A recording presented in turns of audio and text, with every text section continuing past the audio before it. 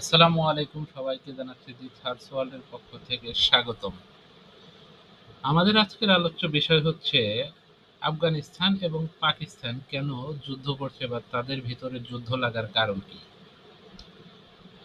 সকলেই জিনিসটিকে ধর্মীয়ভাবে দেখে থাকে, আসলে জিনিসটি অতটা সহজ বা সরল নয়। কারণ হচ্ছে গত 3 থেকে 4 বছরের ভেতর পাকিস্তান মিলিটারি এবং পাকিস্তানের সাধারণ জনগণের উপর যে টেরোরিজম বা আতঙ্কীয়দের হামলা হয়েছে, তাতে আনুমানিক 2 থেকে 3 হাজারের মতো মানুষ শাহাদাত বরণ করেছে বা মারা গিয়েছে। যে কোনো রাষ্ট্রের জন্য এটি একটি খুবই ভয়ানক জিনিস যে 2 থেকে 3 হাজারের মতো মানুষ, it's not a small number. 2 থেকে 3 হাজারের মতো মানুষ মারা যাচ্ছে শুধুমাত্র 2 থেকে 3 বছরের ভিতরে টেরোরিজমের মাধ্যমে। এটা যে কোনো কান্ট্রির জন্য একটি দুঃখকর সংবাদ। আর এই ম্যাক্সিমাম টেরোরিজম গুলো ঘটে থাকে মূলত আফগানিস্তানের মাধ্যমে, বা আফগানিস্তান থেকে টেরোরিজমে যারা করে থাকে তারা প্রবেশ করে পাকিস্তানে।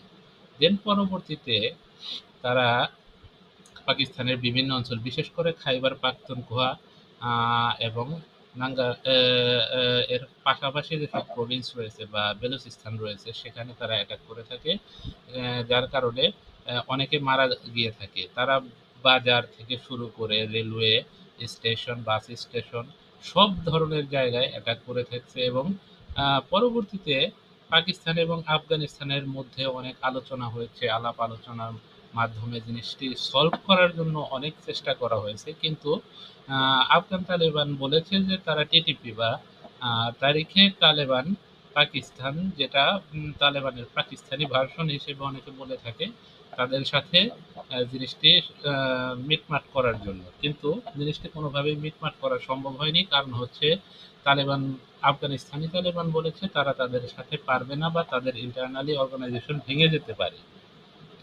যার কারণে পরবর্তীতে বিভিন্ন দফায় দফায় আলোচনা হলেও আলোচনাগুলো সফল করা সম্ভব হয়নি। এর মধ্যে উল্লেখযোগ্য দুটি হচ্ছে কাতারের মধ্যস্থতায় বা টার্কির মধ্যস্থতায় যে আলোচনাগুলো হয়েছিল তা সরাসরি ভণ্ডুল হয়ে গেছে কোনো লিখিত এগ্রিমেন্ট না হওয়ার কারণে। এরই মধ্যে পাকিস্তানে আরও রিসেন্টলি কয়েকটি টেররিস্ট অ্যাটাক হয়েছে, যার মাধ্যমে অনেক পাকিস্তানি সোলজার্স, পুলিশ এবং সাধারণ জনগণ মারা গেছে। লাস্ট মসজিদে অ্যাটাক হয়েছিল, যেটাতে আনুমানিক 50 জনের উপরে মারা গিয়েছে, যেটা খুবই দুঃখজনক বিষয়। যার কারণে পাকিস্তান গত 2-3 দিন আগে আফগানিস্তানের উপরে রিটালিয়েটরি অ্যাটাক হিসেবে অ্যাটাক করে থাকে এবং সেখানে অনেকে মারা যায়। আফগান তালেবান বলে থাকে যে সেখানে অনেকে শিশু, নারীরা মারা গিয়েছে। যেতে পারে, সেটা হতে পারে অবশ্যই। কারণ এয়ার স্ট্রাইকে অবশ্যই সাধারণ জনগণের ক্ষতিগ্রস্ত হওয়ার সম্ভাবনা থাকে। যুদ্ধ মানেই সাধারণ জনগণ মারা যাবে, এটা স্বাভাবিক।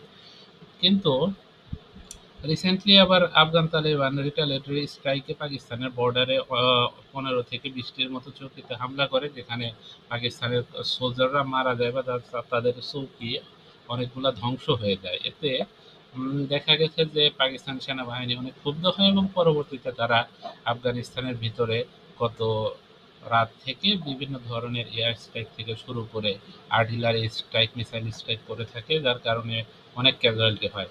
তো এর মূল বিষয়টি হচ্ছে এই যুদ্ধ লাগার কারণ কি?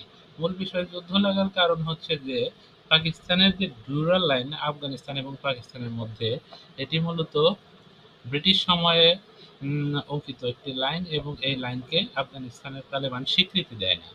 এবং তারা বলে থাকে এই পাঠানল্যান্ড বা খাইবার পাখতুনখোয়া অঞ্চলটি হচ্ছে তাদের। তো এটা পাকিস্তান সেনাবাহিনী কোনোভাবেই মানবে না, স্বাভাবিক বিষয়। কারণ এই অঞ্চলটি তারা গত 100 বছর, 150 বছর ধরে তাদের অধীনে রয়েছে এবং এখানকার জনগণও পাকিস্তানি পরিচয়ে তারা স্বাভাবিক হয়ে গেছে, নর্মাল তারা জীবনযাপন করে থাকে।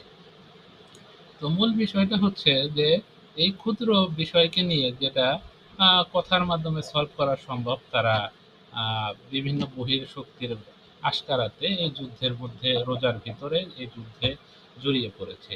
এতে ক্ষতি কিন্তু উভয় রাষ্ট্রেরই হচ্ছে। 1 নম্বর, আফগানিস্তান ইন্টারন্যাশনালি ইমেজ নষ্ট হচ্ছে, তাদের ইন্টারন্যাশনালি রিকগনিশন অলরেডি নাই বললেই চলে। অনলি রাশিয়া রিকগনিশন দিয়েছে তাদের অফিসিয়ালি, তাছাড়া আর কেউ তাদেরকে রিকগনিশন দেয়নি। আরেকটি বিষয় হচ্ছে পাকিস্তানের সাইড থেকে কি ক্ষতি।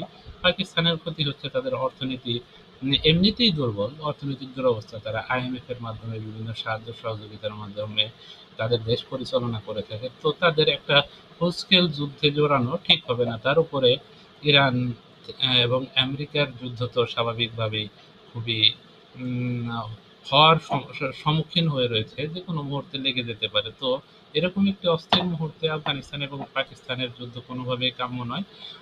সর্বোপরি দেখা যায় যে এই যুদ্ধের মাধ্যমে কোনো পক্ষই কোনোভাবে লাভবান হবে না, মাঝখান থেকে উভয় পক্ষই ক্ষতিগ্রস্ত হবে। তো সবাইকে যাতে শান্ত থাকে এই জন্য আহ্বান থাকবে, এবং কারণ হচ্ছে এই যুদ্ধের মাধ্যমে দিন শেষে দেখা যাবে যে ক্ষতিগ্রস্ত হচ্ছে সাধারণ জনগণ। উভয় সাইডেই মুসলমান বসবাস করে, আফগানের সাইডেও মুসলমানরাই বসবাস করে, পাকিস্তানের সাইডেও মুসলমানরাই বসবাস করে। তো মিসাইল যদি পড়ে তাহলে ক্ষতিগ্রস্ত তো আফগানিস্তানও হবে, ক্ষতিগ্রস্ত পাকিস্তানও হবে, এবং দুই সাইডে যারা মারা যাবে তারাও মুসলমান, এই সাইডে যারা মারা যাবে তারাও মুসলমান। তো দিন শেষে দেখা গেলে এটা মুসলমান মুসলমান ভ্রাতৃত্বে একটা